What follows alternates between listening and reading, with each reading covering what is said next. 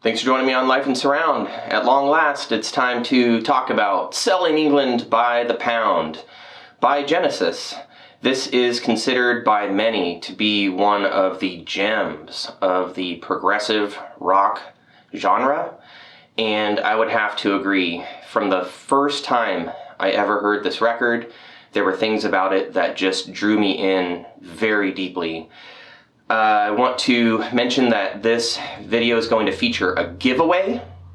So for those of you interested in a free copy of the US 2-disc edition of Selling England by the Pound, which has the DVD that I'll be discussing, including Dolby Digital or DTS 5.1 mix of the entire album, and a really great interview from circa 2007, I believe. The band did interviews in support of the massive reissue campaign. And I mean to say, they reissued every album and did a surround mix of every album, excluding Genesis to Revelations. So if you're interested in a copy of this, then just leave a comment below stating that you would like a copy, that you will not flip it, that you'll keep it in your collection, and at random, if you're selected, I'll reach out to you and I'll make sure that you get this copy. This comes courtesy of a Life and Surround viewer, and I apologize profusely that I just simply can't find a record of who sent this to me, so please reach out to me, because I really appreciate it, and I know that another Genesis fan and Surround fan is going to appreciate getting this copy. All right, and with that said, I just want to say that if you appreciate what I do, don't forget to like this video. Take a second, do it right now. Subscribe if you haven't. Ring the notification bell if you haven't and you're interested in up-to-date news about music and exciting surround releases. Leave comments, watch these videos to the end, and share them when appropriate. It all helps this channel. All right, so Selling England by the Pound. I have a fairly early US copy that sounds just okay. So as with many records, I have initiated a search to find the best copy that I can afford, so I'm on it. But my copy sounds pretty good. It has a bit of pops and clicks in the quieter passages, and because this is such a theatrical and dynamic album, I think that's actually important. So my go-to stereo listen at this point is the stereo SACD layer from my European 2-disc version. Now, for the uninitiated, let's step back a second, and I want to explain that Genesis, in their reissue campaign, issued 3 massive boxes of their studio albums, starting with Trespass and ending with that one, Calling All Stations, with the other singer. I'm sorry, I just don't know that album very well. I checked it out very briefly when it was fairly new, and it just didn't take. But anyway, no offense to anybody involved in that project, it just didn't take for me. But in any case, so I have the green box right over there. That's the European version. I found a great deal on it from a seller on Discogs.com. It was going for just about as much as The Lamb Lies Down on Broadway 2-disc European version on its own. So I went ahead and picked up the green box for just a little bit more, which has Trespass, Nursery Crime, Foxtrot, Selling England, Lamb, and then even a bonus disc. So I'm pretty much going to be reviewing the entire green box by the time we're done. That means that Lamb is next. And then I will be reviewing selected albums moving forward, because I have never purchased the red or the blue boxes, and there are some albums in those eras that just don't draw me strongly enough to really heavily invest. All right, so Selling England. Nobody needs me to tell them about the music of this record. But suffice to say, highlights for me are Dancing with the Moonlit Night, Firth of Fifth, After the Ordeal, The Cinema Show, and Isle of Plenty.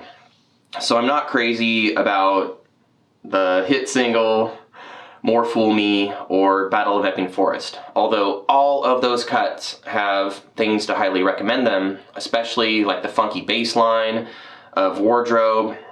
There are moments of brilliance in Epping Forest, but even Pete on the reissue interview admits that it's just crammed way too full of lyrics. And in my opinion, More Fool Me just doesn't have a vocal strong enough to carry the power that could be there. It's the same indictment that I have against Steven Wilson's last record. Way too much falsetto that just isn't strong enough to really carry the material. So if you're gonna go for a completely falsetto song, bring in a singer that really has the tone to pull it off. In my opinion, this one just doesn't, and I know that many thousands of people around the world love it, so just my opinion, okay? Now, that said, the reason why I have a copy of Steve Hackett's complete live performance of Selling England by the Pound up there, it's an amazing Steven Wilson live mix, so it puts you on stage, very important musical information coming out of every channel, so it's not just audience and ambience in the surrounds.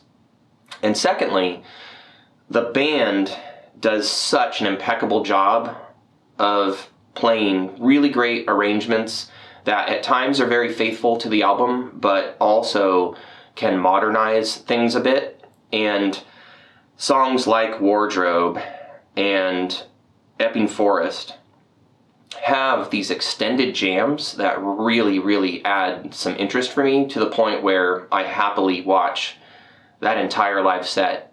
And sonically, mix-wise, and I guess performance-wise, there are ways in which I prefer the live version to the 5.1 album version. Alright, so the 5.1 album version, it exists on SACD in my European copy and the accompanying DVD, but it also exists on the DVD for US copies.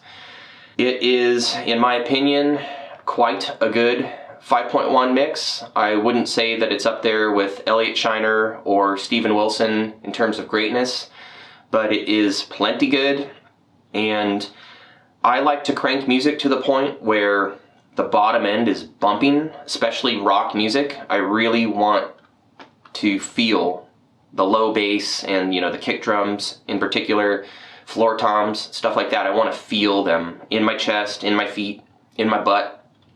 And so when I got this album up cranking pretty hard in 5.1 from the SACD 5.1 layer, I can see that the album from low to high still sounds pleasant to me.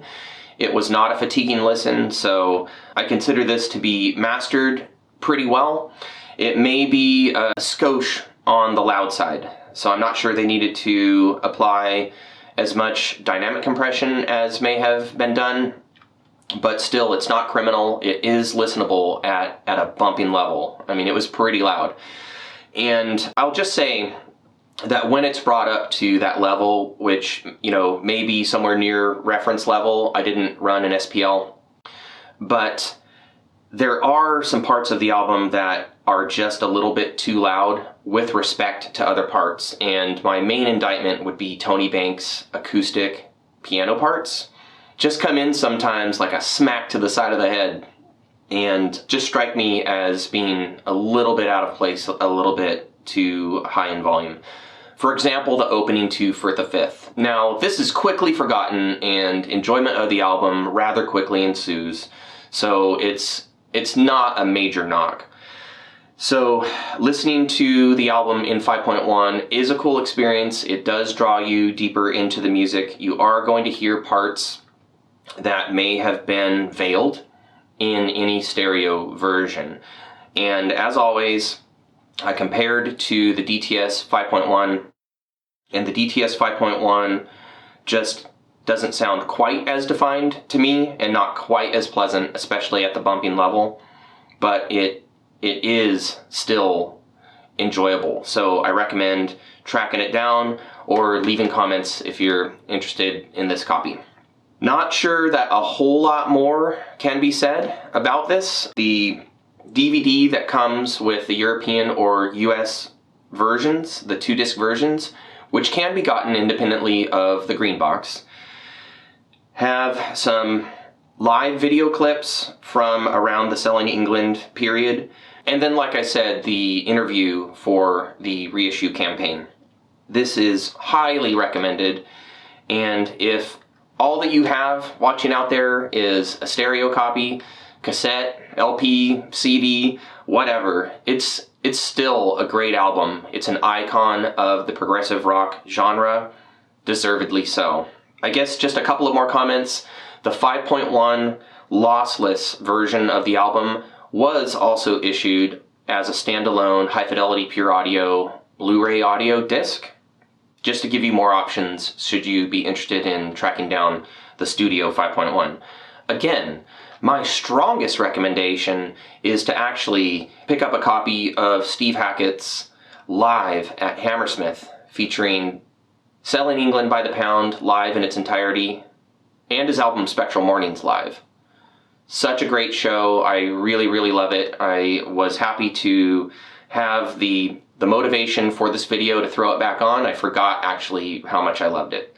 So I hope this video helps you decide how you may want to enjoy Selling England by the Pound moving forward.